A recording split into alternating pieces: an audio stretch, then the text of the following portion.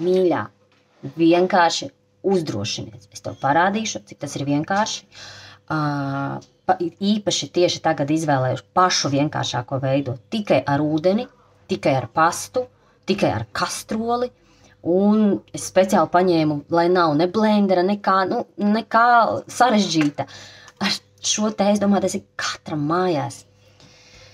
Tātad, kad tu saņem kakao maisījumu dzēriena pagatavošanai, tu uzliec kastrolīti uz plīts, paņem ēdamkaroti, man ir tagad tāda mazā ēdamkarota, ieliec divas karotītes, vienu es tagad pieliku, es pielieku vēl, šī nav, es vienkārši izbēršu, man te bija neiesvērts, bet iemērīts 2 ēdamkarotes pilnas, grūti tagad izkasīt viņas. Viss te ir 2 ar šādu te nedaudz kalniņu ēdamkarotes. Viss ir uzlikts. Paņem ūdeni. Es speciāli saku tikai augstu, kaut vai siltu. Man tagad ir augsts ūdens. Ielej lēnītēm un ieslēdz, lai sildās. Ieslēdz, lai katliņš sildās.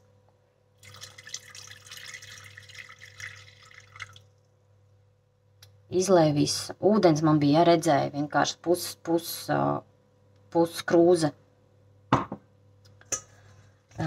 Es neminēšu šobrīd neko citu, ko šeit varētu likt klāt, kādā secībā to varētu gatavot, kā to parasti daru es, bet šis ir super vienkāršs variants, tieši lai tu uzdrošinātos, lai tu neliektu sev šo te baudījumu.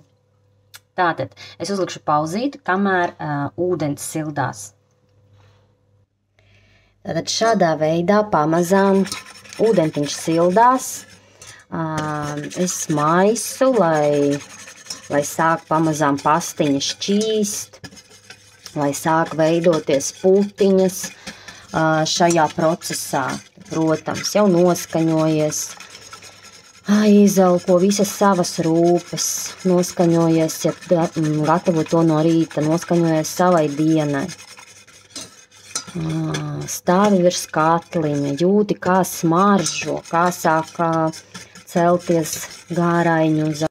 Un šādā veidā esot klātesošā pie šajā procesā gatavošanā, neko nepalaidīsi garām, viss būs labi. Putosi, noskaņosies savam dzērienam, savam eliksīram. Magnetizē viņu ar visām savām jaukām domām un esamību. Un tad paņem paņem savās rokās, sajūti siltumu, pieliec pie sirsniņas, sajūti arī šeit siltumu, izelpo, nedaudz paelpo, noskaņojies, lai ritmi sinhronizējās, lai sirds medicīna atsaucās tavai sirdī, fiziskai, un baudi.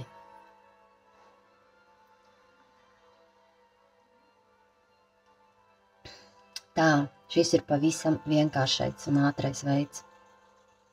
Kakao pupiņu pasta maisījumā, jau ar